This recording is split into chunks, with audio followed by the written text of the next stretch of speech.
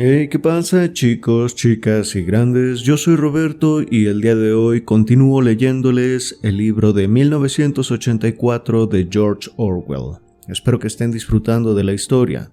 Sin nada más que agregar, pónganse cómodos, cómodas y comencemos. Capítulo 6. Winston escribía en su diario. Fue hace 3 años. Era una tarde oscura en una estrecha callejuela cerca de una de las estaciones del ferrocarril. Ella, de pie, apoyada en la pared cerca de una puerta, recibía la luz mortecina de un farol. Tenía una cara joven, muy pintada. Lo que me atrajo fue la pintura, la blancura de aquella cara que parecía una máscara, y los labios rojos y brillantes. Las mujeres del partido nunca se pintaban la cara. No había nadie más en la calle ni telepantallas. Me dijo que $2. Le era difícil seguir. Cerró los ojos y apretó las palmas de las manos contra ellos tratando de borrar la visión interior. Sentía una casi invencible tentación de gritar una sarta de palabras o de golpearse la cabeza contra la pared, de arrojar el tintero por la ventana, de hacer en fin cualquier acto violento, ruidoso, doloroso que le borrara el recuerdo que le atormentaba. Nuestro peor enemigo, reflexionó Winston, es nuestro sistema nervioso. En cualquier momento, la tensión interior puede traducirse en cualquier síntoma visible. Pensó en un hombre con quien se había cruzado en la calle semanas atrás, un hombre de aspecto muy corriente, un miembro del partido de 35 a 40 años, alto y delgado, que llevaba una cartera de mano. Estaban separados por unos cuantos metros cuando el lado izquierdo de la cara de aquel hombre se contrajo de pronto en una especie de espasmo. Esto volvió a ocurrir en el momento en que se cruzaban. Fue solo un temblor rapidísimo, como el disparo de un objetivo de cámara fotográfica, pero sin duda se trataba de un tic habitual. Winston recordaba haber pensado entonces, el pobre hombre está perdido. Y lo aterrador era que el movimiento de los músculos era inconsciente. El peligro mortal por excelencia era hablar en sueños. Contra eso no había remedio. Contuvo la respiración y siguió escribiendo. Entré con ella en el portal y cruzamos un patio para bajar luego a una cocina que estaba en los sótanos. Había una cama contra la pared y una lámpara en la mesilla con muy poca luz. Ella le rechinaban los dientes. Le hubiera gustado escupir, a la vez que en la mujer del sótano. Pensó Winston en Catherine, su esposa. Winston estaba casado. Es decir, había estado casado. Probablemente seguía estándolo, pues no sabía que su mujer hubiera muerto. Le pareció volver a aspirar el insoportable olor de la cocina del sótano, un olor a insectos, ropa sucia y perfume baratísimo, pero sin embargo atraía ya que ninguna mujer del partido usaba perfume, ni podía uno imaginársela perfumándose. Solamente los proles se perfumaban, y ese olor evocaba en la mente de un modo inevitable la fornicación. Cuando estuvo con aquella mujer, fue la primera vez que había caído Winston en 2 años aproximadamente. Por supuesto, toda relación con prostitutas estaba prohibida, pero se admitía que alguna vez, mediante un acto de gran valentía, se permitiera a uno infringir la ley. Era peligroso, pero no un asunto de vida o muerte, porque ser sorprendido con una prostituta solo significaba 5 años de trabajos forzados. Nunca más de 5 años con tal de que no se hubiera cometido otro delito a la vez, lo cual resultaba estupendo, ya que había la posibilidad de que no le descubrieran a uno. Los barrios pobres abundaban en mujeres dispuestas a venderse. El precio de algunas era una botella de ginebra, bebida que se suministraba a los proles. Tácitamente el partido se inclinaba a estimular la prostitución como salida de los instintos que no podían suprimirse. Esas juergas no importaban políticamente ya que eran furtivas y tristes, y solo implicaban a mujeres de una clase sumergida y despreciada. El crimen imperdonable era la promiscuidad entre miembros del partido, pero aunque este era uno de los crímenes que los acusados confesaban siempre en las purgas, era casi imposible imaginar que tal desafuero pudiera suceder. La finalidad del partido en este asunto no era solo evitar que hombres y mujeres establecieran vínculos imposibles de controlar. Su objetivo verdadero y no declarado era quitarle todo placer al acto sexual. El enemigo no era tanto el amor como el erotismo, dentro del matrimonio y fuera de él. Todos los casamientos entre miembros del partido tenían que ser aprobados por un comité nombrado con este fin, y aunque al principio nunca fue establecido de un modo explícito, siempre se negaba el permiso si la pareja daba la impresión de hallarse físicamente enamorada. La única finalidad admitida en el matrimonio era engendrar hijos en beneficio del partido. La relación sexual se consideraba como una pequeña operación algo molesta, algo así como soportar un enema. Tampoco esto se decía claramente, pero de un modo indirecto se grababa desde la infancia en los miembros del partido. Había incluso organizaciones como la Liga Juvenil Antisex, que defendía la soltería absoluta para ambos sexos. Los niños debían ser engendrados por inseminación artificial, CEMART, como se le llamaba en neolengua, y educados en instituciones públicas. Winston sabía que esta exageración no se defendía en serio, pero que estaba de acuerdo con la ideología general del partido. Este trataba de matar el instinto sexual, o si no podía suprimirlo del todo, por lo menos deformarlo y mancharlo. No sabía Winston por qué se seguía esta táctica, pero parecía natural que fuera así. Y en cuanto a las mujeres, los esfuerzos del partido lograban pleno éxito. Volvió a pensar en Catherine. Debía de hacer 9 o 10 años, casi 11, que se habían separado. Era curioso que se acordara tan poco de ella. Olvidaba durante días enteros que habían estado casados. Solo permanecieron juntos unos 15 meses. El partido no permitía el divorcio, pero fomentaba las separaciones cuando no había hijos. Catherine era una rubia alta, muy derecha y de movimientos majestuosos.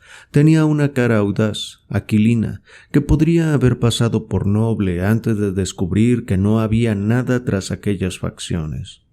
Al principio de su vida de casados, aunque quizá fuera solo que Winston la conocía más íntimamente que a las demás personas, llegó a la conclusión de que su esposa era la persona más estúpida, vulgar y vacía que había conocido hasta entonces. No latía en su cabeza ni un solo pensamiento que no fuera un eslogan. Se tragaba cualquier imbecilidad que el partido le ofreciera. Winston la llamaba en su interior la banda sonora humana. Sin embargo, podía haberla soportado de no haber sido por una cosa, el sexo. Tan pronto como la rozaba, parecía tocada por un resorte y se endurecía. Abrazarla era como abrazar una imagen con juntas de madera, y lo que era todavía más extraño, incluso cuando ella lo apretaba contra sí misma, él tenía la sensación de que al mismo tiempo lo rechazaba con toda su fuerza. La rigidez de sus músculos ayudaba a dar esta impresión. Se quedaba allí echada con los ojos cerrados, sin resistir ni cooperar, pero como sometible. Era de lo más vergonzoso y a la larga horrible. Pero incluso así habría podido soportar vivir con ella si hubieran decidido quedarse célibes. Pero curiosamente fue Catherine quien rehusó. Debían, dijo, producir un niño si podían. Así que la comedia seguía representándose una vez por semana regularmente mientras no fuese imposible. Ella incluso se lo recordaba por la mañana como algo que había que hacer esa noche y que no debía olvidarse. Tenía 2 expresiones para ello. Una era hacer un bebé y la otra nuestro deber al partido. Sí, había utilizado esta frase. Pronto empezó a tener una sensación de positivo temor cuando llegaba el día, pero por suerte no apareció ningún niño y finalmente ella estuvo de acuerdo en dejar de probar, y poco después se separaron. Winston suspiró inaudiblemente, volvió a coger la pluma y escribió. Se arrojó sobre la cama. Y enseguida, sin preliminar alguno, del modo más grosero y horrible que se puede imaginar, se levantó la falda. Yo, Se vio a sí mismo de pie en la mortecina luz con el olor a cucarachas y a perfume barato, y en su corazón brotó un resentimiento que incluso en aquel instante se mezclaba con el recuerdo del blanco cuerpo de Catherine, frígido para siempre por el hipnótico poder del partido. ¿Por qué tenía que ser siempre así? ¿No podía él disponer de una mujer propia en vez de estas furcias a intervalos de varios años? Pero un asunto amoroso de verdad era una fantasía irrealizable. Las mujeres del partido eran todas iguales. La castidad estaba tan arraigada en ellas como la lealtad al partido, por la educación que habían recibido en su infancia, por los juegos y las duchas de agua fría, por todas las estupideces que les metían en la cabeza, las conferencias, los desfiles, canciones, consignas y música marcial, les arrancaban todo sentimiento natural. La razón le decía que forzosamente habría excepciones, pero su corazón no lo creía. Todas ellas eran inalcanzables, como deseaba el partido, y lo que él quería, aún más que ser amado, era derruir aquel muro de estupidez aunque fuera una sola vez en su vida. El acto sexual bien realizado era una rebeldía. El deseo era un crimen tal. Si hubiera conseguido despertar los sentidos de Catherine, esto habría equivalido a una seducción aunque se trataba de su mujer, pero tenía que contar el resto de la historia. Escribió: Encendí la luz. Cuando la vi claramente, después de la casi inexistente luz de la lamparilla de aceite, la luz eléctrica parecía cegadora. Por primera vez pudo ver a la mujer tal como era. Avanzó un paso hacia ella y se detuvo horrorizado. Comprendía el riesgo a que se había expuesto. Era muy posible que las patrullas lo sorprendieran a la salida, más aún quizá lo estuvieran esperando ya a la puerta. Nada iba a ganar con marcharse sin hacer lo que se había propuesto.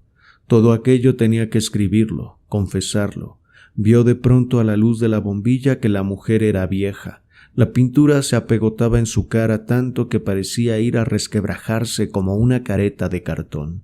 Tenía mechones de cabellos blancos, pero el detalle más horroroso era que la boca, entreabierta, parecía una oscura caverna.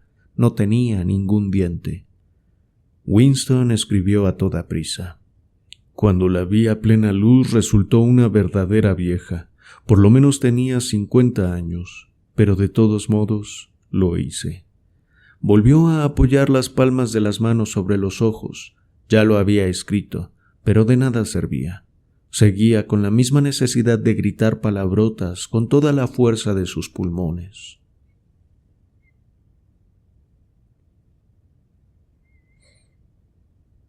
Capítulo 7. Si hay alguna esperanza, escribió Winston, está en los proles. Si había esperanza, tenía que estar en los proles porque solo en aquellas masas abandonadas que constituían el 85% de la población de Oceanía podría encontrarse la fuerza suficiente para destruir al partido. Este no podía descomponerse desde dentro. Sus enemigos, si los tenía en su interior, no podían de ningún modo unirse, ni siquiera identificarse mutuamente. Incluso si existía la legendaria hermandad, y era muy posible que existiese, resultaba inconcebible que sus miembros se pudieran reunir en grupos mayores de 2 o 3. La rebeldía no podía pasar de un destello en la mirada o determinada inflexión en la voz, a lo más alguna palabra murmurada. Pero los proles, si pudieran darse cuenta de su propia fuerza, no necesitarían conspirar. Les bastaría con encabritarse como un caballo que se sacude las moscas. Si quisieran, podrían destrozar el partido mañana por la mañana. Desde luego, antes o después se les ocurrirá. Y sin embargo, recordó Winston una vez que había dado un paseo por una calle de mucho tráfico, cuando oyó un tremendo grito múltiple. Centenares de voces de mujeres salían de una calle lateral. Era un formidable grito de ira y desesperación, un tremendo «¡ho, ho, ho!». Winston se sobresaltó terriblemente. Ya empezó, un motín. pensó. Por fin, los proles se sacudían el yugo, pero cuando llegó al sitio de la aglomeración, vio que una multitud de 200 o 300 mujeres se agolpaban sobre los puestos de un mercado callejero con expresiones tan trágicas como si fueran las pasajeras de un barco en trance de hundirse. En aquel momento, la desesperación general se quebró en innumerables peleas individuales. Por lo visto, en uno de los puestos se habían estado vendiendo sartenes de lata. Eran utensilios muy malos, pero los cacharros de cocina eran siempre de casi imposible adquisición. Por fin habían llegado a una provisión inesperadamente.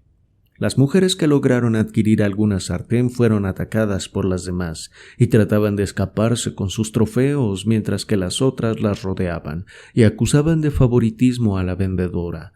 Aseguraban que tenía más en reserva. Aumentaron los chillidos. 2 mujeres, una de ellas con el pelo suelto, se habían apoderado de la misma sartén y cada una intentaba quitársela a la otra. Tiraron cada una por su lado hasta que se rompió el mango.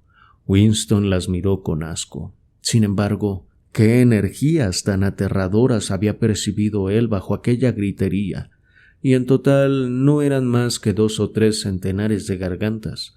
¿Por qué no protestarían así por cada cosa de verdadera importancia? Escribió: hasta que no tengan conciencia de su fuerza, no se rebelarán, y hasta después de haberse rebelado, no serán conscientes. Este es el problema. Winston pensó que sus palabras parecían sacadas de uno de los libros de texto del partido. El partido pretendía desde luego haber liberado a los proles de la esclavitud. Antes de la revolución eran explotados y oprimidos ignominiosamente por los capitalistas. Pasaban hambre. Las mujeres tenían que trabajar a la viva fuerza en las minas de carbón. Por supuesto, las mujeres seguían trabajando en las minas de carbón. Los niños eran vendidos a las fábricas a la edad de 6 años, pero simultáneamente, fiel a los principios del doble pensar, el partido enseñaba que los proles eran inferiores por naturaleza y debían ser mantenidos bien sujetos, como animales, mediante la aplicación de unas cuantas reglas muy sencillas. En realidad se sabía muy poco de los proles, y no era necesario saber mucho de ellos. Mientras continuaran trabajando y teniendo hijos, sus demás actividades carecían de importancia. Dejándoles en libertad como ganado suelto en la pampa de la Argentina, tenían un estilo de vida que parecía serles natural. Se regían por normas ancestrales, nacían, crecían en el arroyo, empezaban a trabajar a los 12 años, pasaban por un breve periodo de belleza y deseo sexual, se casaban a los 20 años, empezaban a envejecer a los 30 y se morían casi todos ellos hacia los 60 años. El duro trabajo físico, el cuidado del hogar y de los hijos, las mezquinas peleas entre vecinos, el cine, el fútbol, la cerveza y sobre todo el juego llenaban su horizonte mental. No era difícil mantenerlos a raya. Unos cuantos agentes de la policía del pensamiento circulaban entre ellos, esparciendo rumores falsos y eliminando a los pocos considerados capaces de convertirse en peligrosos. Pero no se intentaba adoctrinarlos con la ideología del partido. No era deseable que los proles tuvieran sentimientos políticos intensos. Todo lo que se les pedía era un patriotismo primitivo al que se recurría en caso de necesidad para que trabajaran horas extraordinarias o aceptaran raciones más pequeñas. E incluso cuando cundía entre ellos el descontento, como ocurría a veces, era un descontento que no servía para nada. Porque, por carecer de ideas generales, concentraban su instinto de rebeldía en quejas sobre minucias de la vida corriente. Los grandes males ni los olían. La mayoría de los proles ni siquiera era vigilada con telepantallas. La policía los molestaba muy poco. En Londres había mucha criminalidad. Un mundo revuelto de ladrones, bandidos, prostitutas, traficantes de drogas y maleantes de toda clase. Pero como sus actividades tenían lugar entre los mismos proles, daba igual que existieran o no. En todas las cuestiones de moral se les permitía a los proles que siguieran su código ancestral. No se les imponía el puritanismo sexual del partido. No se castigaba su promiscuidad y se permitía el divorcio. Incluso el culto religioso se les habría permitido si los proles hubieran manifestado la menor inclinación a él. Como decía el partido, los proles y los animales son libres. Winston se rascó con precaución sus varices. Habían empezado a picarle otra vez. Siempre volvía a preocuparle saber qué habría sido la vida anterior a la revolución.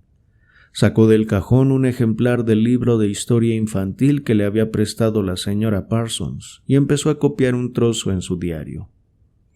En los antiguos tiempos, decía el libro de texto, antes de la gloriosa revolución no era Londres la hermosa ciudad que hoy conocemos. Era un lugar tenebroso, sucio y miserable, donde casi nadie tenía nada que comer, y donde centenares y millares de desgraciados no tenían zapatos que ponerse, ni siquiera un techo bajo el cual dormir. Niños de la misma edad que ustedes debían trabajar 12 horas al día a las órdenes de crueles amos que los castigaban con látigos si trabajaban con demasiada lentitud, y solamente los alimentaban con pan duro y agua. Pero entre toda esta terrible miseria había unas cuantas casas grandes y hermosas donde vivían los ricos, cada uno de los cuales tenía por lo menos 30 criados a su disposición. Estos ricos se llamaban capitalistas. Eran individuos gordos y feos, con caras de malvados como el que puede apreciarse en la ilustración de la página siguiente. Podrán ver, niños, que va vestido con fina chaqueta negra, larga, a la que llamaban frac, y un sombrero muy raro y brillante que parece el tubo de una estufa, al que llamaban sombrero de copa. Este era el uniforme de los capitalistas, y nadie más podía llevarlo. Los capitalistas eran dueños de todo lo que había en el mundo y todos los que no eran capitalistas pasaban a ser sus esclavos. Poseían toda la tierra, todas las casas, todas las fábricas y el dinero todo. Si alguien les desobedecía, era encarcelado inmediatamente y podían dejarlo sin trabajo y hacerlo morir de hambre. Cuando una persona corriente hablaba con un capitalista, tenía que descubrirse e inclinarse profundamente ante él y llamarle señor. El jefe supremo de todos los capitalistas era llamado el rey, y Winston se sabía toda la continuación. Se hablaba allí de los obispos y de sus vestimentas, de los jueces con sus trajes de armiño, de la horca, del gato de 9 colas, del banquete anual que daba el alcalde y de la costumbre de besar el anillo del papa.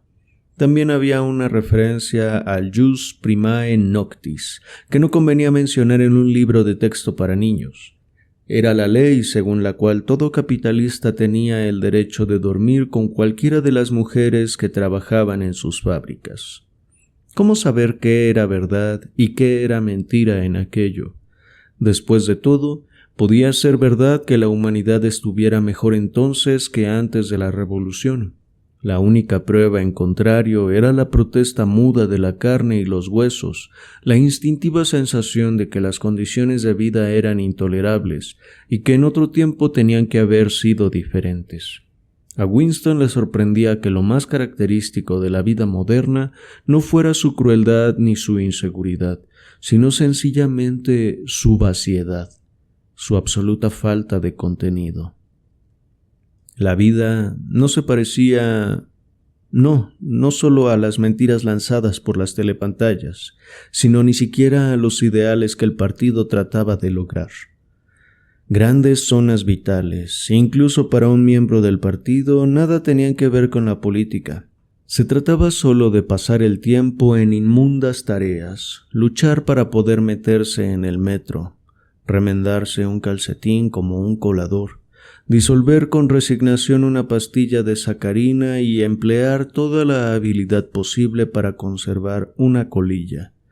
El ideal del partido era inmenso, terrible y deslumbrante, un mundo de acero y de hormigón armado, de máquinas monstruosas y espantosas armas, una nación de guerreros y fanáticos que marchaba en bloque siempre hacia adelante en unidad perfecta, pensando todos los mismos pensamientos y repitiendo a grito unánime la misma consigna, trabajando perpetuamente, luchando triunfantes, persiguiendo a los traidores, 300 millones de personas, todas ellas con la misma cara. La realidad era, en cambio, lúgubres ciudades donde la gente apenas alimentada arrastraba de un lado a otro sus pies calzados con agujereados zapatos y vivía en ruinosas casas del siglo XIX, en las que predominaba el olor a verduras cocidas y retretes en malas condiciones. Winston creyó ver un Londres inmenso y en ruinas, una ciudad de 1 millón de cubos de la basura, y mezclada con esta visión, la imagen de la señora Parsons con sus arrugas y su pelo enmarañado, tratando de arreglar infructuosamente una cañería atascada. Volvió a rascarse el tobillo. Día y noche las telepantallas le herían a uno el tímpano con estadísticas según las cuales todos tenían más alimento, más trajes, mejores casas, entretenimientos más divertidos. Todos vivían más tiempo, trabajaban menos horas, eran más sanos, fuertes, felices, inteligentes y educados que los que habían vivido hacía 50 años. Ni una palabra de todo ello podía ser probada ni refutada. Por ejemplo, el partido sostenía que el 40% de los proles adultos sabía leer y escribir y que antes de la revolución todos ellos, menos un 15%, eran analfabetos. También aseguraba el partido que la mortalidad infantil era ya solo del 160 por 1000, mientras que antes de la revolución había sido del 300 por 1000, y así sucesivamente. Era como una ecuación con dos incógnitas. Bien podía ocurrir que todos los libros de historia fueran una pura fantasía. Winston sospechaba que nunca había existido una ley sobre el jus primae noctis, ni persona alguna como el tipo de capitalista que pintaban, ni siquiera un sombrero como aquel que parecía un tubo de estufa. Todo se desvanecía en la niebla. El pasado estaba borrado. Se había olvidado el acto mismo de borrar y la mentira se convertía en verdad. Solo una vez en su vida había tenido Winston en la mano, después del hecho, y eso es lo que importaba, una prueba concreta y evidente de un acto de falsificación. La había tenido entre sus dedos nada menos que 30 segundos. Fue en 1973 aproximadamente, pero desde luego por la época en que Catherine y él se habían separado. La fecha a que se refería el documento era de 7 u 8 años antes. La historia empezó en el 60 y tantos, en el periodo de las grandes purgas, en el cual los primitivos jefes de la revolución fueron suprimidos de una sola vez. Hacia 1970 no quedaba ninguno de ellos, excepto el Gran Hermano. Todos los demás habían sido acusados de traidores y contrarrevolucionarios. Goldstein huyó y se escondió, nadie sabía dónde. De los demás, unos cuantos habían desaparecido, mientras que la mayoría fue ejecutada, después de unos procesos públicos de gran espectacularidad, en los que confesaron sus crímenes. Entre los últimos supervivientes había 3 individuos llamados Jones, Aronson y Rutherford. Hacia 1965, la fecha no era segura, los 3 fueron detenidos. Como ocurría con frecuencia, desaparecieron durante 1 o más años, de modo que nadie sabía si estaban vivos o muertos, y luego aparecieron de pronto para acusarse ellos mismos de haber cometido terribles crímenes. Reconocieron haber estado en relación con el enemigo. Por entonces el enemigo era Eurasia, que había de volver a serlo. Malversación de fondos públicos, asesinato de varios miembros del partido dignos de toda confianza, intrigas contra el mando del Gran Hermano, que ya habían empezado mucho antes de estallar la revolución, y actos de sabotaje que habían costado la vida a centenares de miles de personas. Después de confesar todo esto, los perdonaron, les devolvieron sus cargos en el partido, puestos que eran en realidad inútiles, pero que tenían nombres sonoros e importantes. Los 3 escribieron largos y abyectos artículos en el Times analizando las razones que habían tenido para desertar y prometiendo enmendarse. Poco tiempo después de ser puestos en libertad esos 3 hombres, Winston los había visto en el Café del Nogal. Recordaba con qué aterrada fascinación los había observado con el rabillo del ojo. Eran mucho más viejos que él, reliquias del mundo antiguo, casi las últimas grandes figuras que habían quedado de los primeros y heroicos días del partido.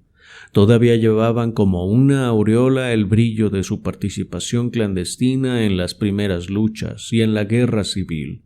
Winston creyó haber oído los nombres de estos 3 personajes mucho antes de saber que existía el Gran Hermano, aunque con el tiempo se le confundían en la mente las fechas y los hechos.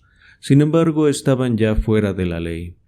Eran enemigos intocables. Se cernía sobre ellos la absoluta certeza de un próximo aniquilamiento, cuestión de 1 o 2 años. Nadie que hubiera caído una vez en manos de la policía del pensamiento podía escaparse para siempre. Eran cadáveres que esperaban la hora de ser enviados otra vez a la tumba.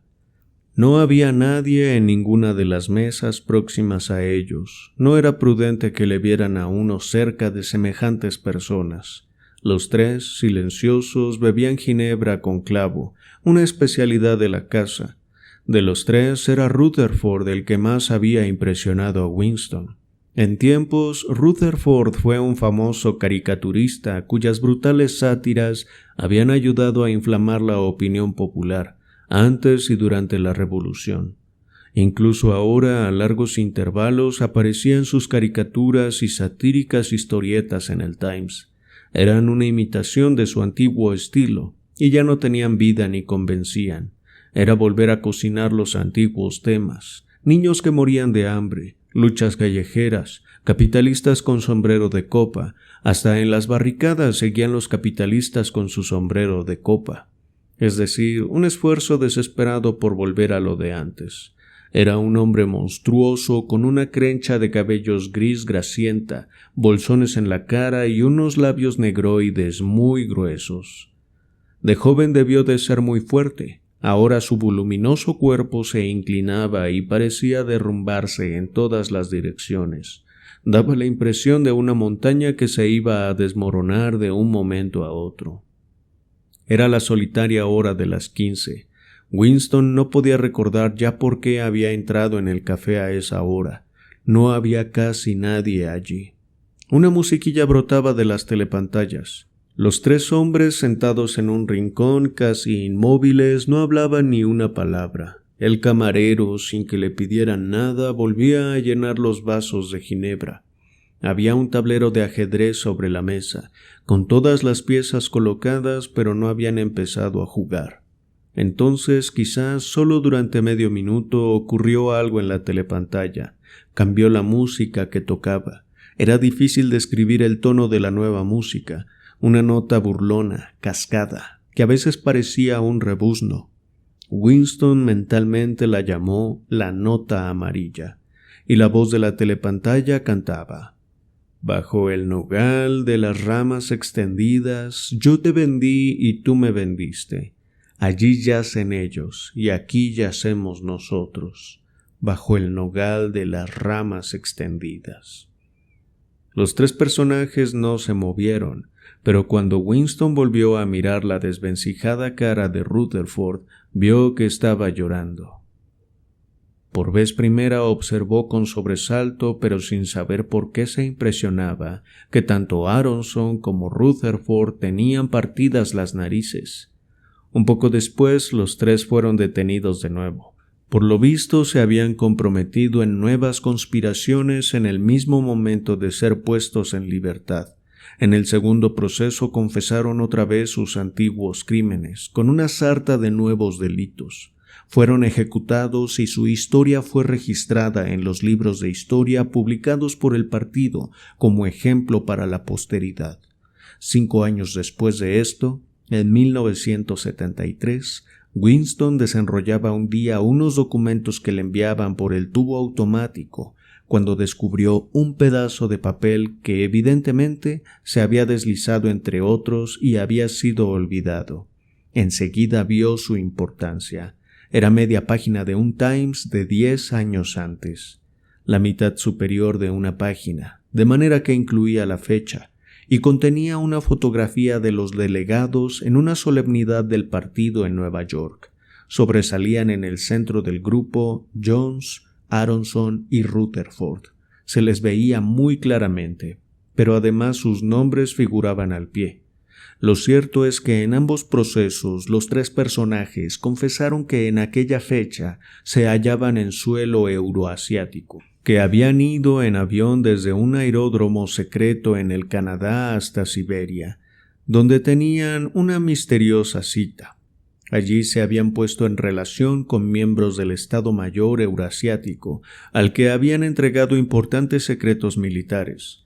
La fecha se le había grabado a Winston en la memoria porque coincidía con el primer día de estío, pero toda aquella historia estaba ya registrada oficialmente en innumerables sitios. Solo había una conclusión posible: las confesiones eran mentira.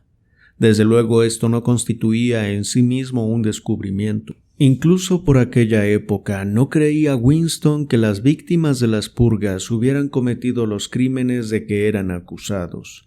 Pero ese pedazo de papel era ya una prueba concreta, un fragmento del pasado abolido como un hueso fósil que reaparece en un estrato donde no se le esperaba y destruye una teoría geológica.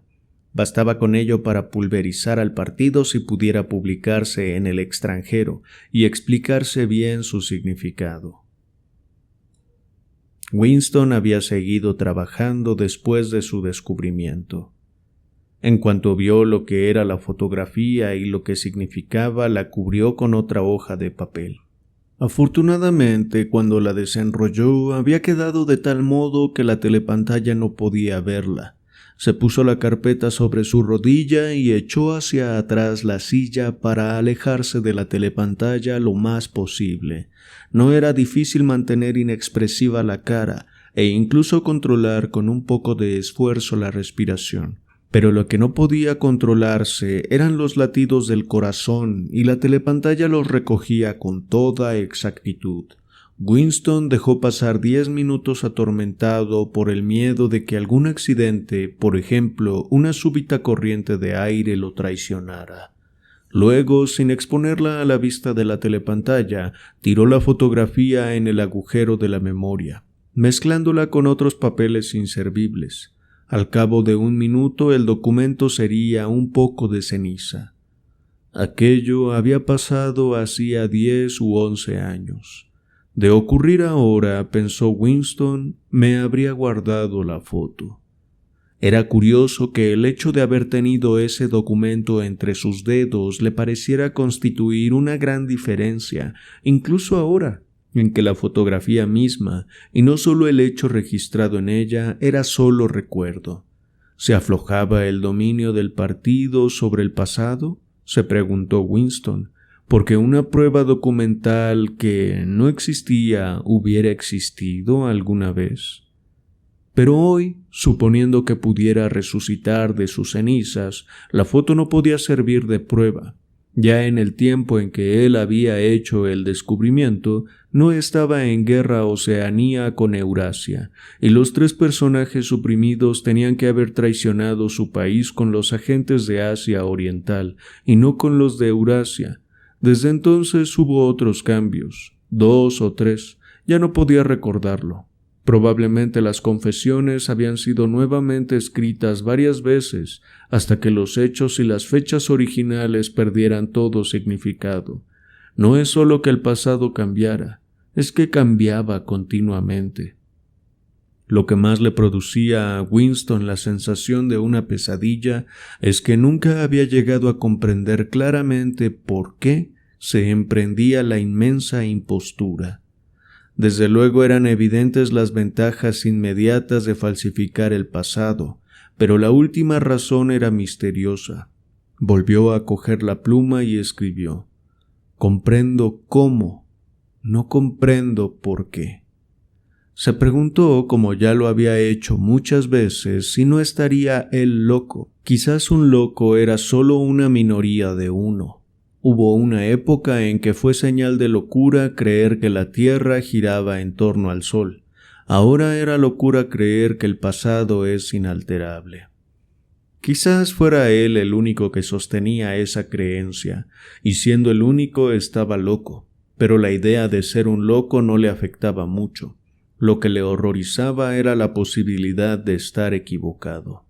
Cogió el libro de texto infantil y miró el retrato del Gran Hermano, que llenaba la portada. Los ojos hipnóticos se clavaron en los suyos. Era como si una inmensa fuerza empezara a aplastarle a uno. Algo que iba penetrando en el cráneo golpeaba el cerebro por dentro. Le aterrorizaba a uno y llegaba casi a persuadirle de que era de noche cuando era de día. Al final el partido anunciaría que 2 y 2 son 5 y habría que creerlo.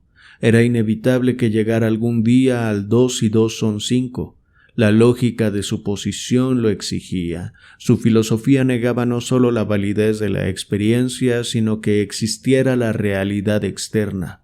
La mayor de las herejías era el sentido común, y lo más terrible no era que le mataran a uno por pensar de otro modo, sino que pudieran tener razón, porque después de todo, ¿cómo sabemos que 2 y 2 son efectivamente 4?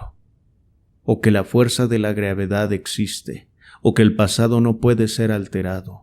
Y si el pasado y el mundo exterior solo existen en nuestra mente, y siendo la mente controlable, también puede controlarse el pasado y lo que llamamos la realidad. No. A Winston le volvía el valor. El rostro de O'Brien, sin saber por qué, empezó a flotarle en la memoria. Sabía con más certeza que antes que O'Brien estaba de su parte. Escribía este diario para O'Brien. Era como una carta interminable que nadie leería nunca, pero que dirigía a una persona determinada y que dependía de este hecho en su forma y en su tono. El partido le decía que negase la evidencia de sus ojos y oídos. Esta era su orden esencial. El corazón de Winston se encogió al pensar en el enorme poder que tenía enfrente.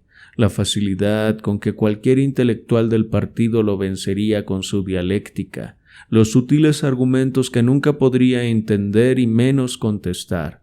Y sin embargo era él, Winston, quien tenía razón. Los otros estaban equivocados y él no.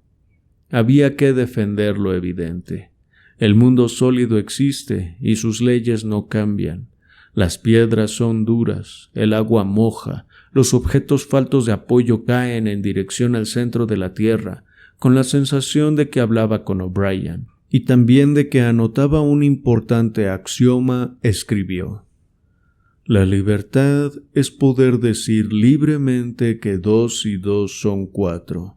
Si se concede esto, todo lo demás vendrá por sus pasos contados. Bien, chicos, chicas, hasta aquí la lectura de hoy. Espero que hayan disfrutado de estos 2 capítulos. ¿Qué les parecieron? A mí, en lo personal, esta última parte del capítulo me llamó la atención. Me gustaría volver a leer un párrafo que me gustó y que me llevó a pensar, o al menos a asociar varias cosas. Dice: su filosofía negaba no solo la validez de la experiencia, sino que existiera la realidad externa. La mayor de las herejías era el sentido común, y lo más terrible no era que le mataran a uno por pensar de otro modo, sino que pudieran tener razón. Me parece que este pensamiento, estos planteamientos, tienen repercusión en diferentes niveles. Pueden ser pensados desde diferentes perspectivas. Y desde una más inmediata podríamos pensar esto en la realidad cotidiana. ¿Qué tanto podemos a veces dejarnos llevar por lo que nos dicen, por lo que leemos en algún libro, en algún periódico, incluso en internet? ¿Qué tanto podemos dejarnos llevar por lo que escuchamos en programas de televisión, en las noticias, en esa información que se transmite de boca en boca, de vecino a vecino, que termina siendo un teléfono descompuesto? ¿Qué tanto podemos fiarnos de esto? ¿Qué tanto aplicamos un filtro, un criterio frente a todo eso que escuchamos y vemos? ¿Qué tanto lo damos por sentado? Creo que son preguntas muy interesantes que podemos hacernos. A veces podemos pasar toda una vida creyendo que lo que nos dicen es verdad e ignorar lo que vivimos, lo que experimentamos en carne propia, lo que observamos de primera mano. A veces ese tipo de razonamientos se nos escapan. Ese pensamiento a partir de la experiencia termina siendo dejado de lado, termina en segundo plano, y ponemos encima las creencias de otros, la información que viene de otros. En lo personal, un proceso interno que podemos hacer cada uno de nosotros, y esta es mi opinión, es la de cuestionarnos continuamente, periódicamente, si lo que hacemos, lo hacemos por nosotros mismos, lo hacemos por el deseo de alguien más, lo hacemos porque, entre comillas, es lo normal. Es un trabajo de construcción el que creo que nos viene muy bien, el poder cuestionarnos cosas, el poder desaprender, el poder tocar esos pensamientos, esas creencias que están cristalizados en la mente, volverlos más flexibles. A veces estamos tan acostumbrados, tan rigidizados en nuestra manera de actuar, en nuestra manera de pensar, que no nos damos cuenta que podemos tener más oportunidades, más vías de acción en el día a día, diferentes maneras de llevar nuestra vida, nuestros vínculos. Lo que Winston acepta en esta última parte del relato es que a lo mejor él está loco por pensar diferente a todos los demás, pero no considera esa locura como algo malo, sino que lo que le da miedo, lo que le da terror en realidad es que todos los demás tengan la razón, que todos los demás estén en lo correcto, por no dudar, por no preguntarse, por aceptar las cosas así como vienen. Y es entendible que a veces sea más cómodo dar por sentado lo que nos dicen y lo que escuchamos, que las creencias de otros se instalen en nuestra mente. Sí, puede ser muy cómodo, porque el lado contrario es sumergirse en cierta incertidumbre, en cierta angustia, por no saber algunas cosas ya que no las hemos experimentado. Y no me malinterpreten, el punto de esta reflexión no es decir volvámonos todos unos paranoicos y desconfiemos de todos y de todo. No, creo más bien que el punto es decir que la duda puede ser sana, que lo normal no siempre es lo bueno, que no hay una sola forma correcta de hacer las cosas, que el pensamiento verdadero surge a partir de la experiencia, a partir de atravesar cierta frustración y cierta incertidumbre. Bueno, chicos, chicas, hasta aquí vamos a dejar el video de hoy.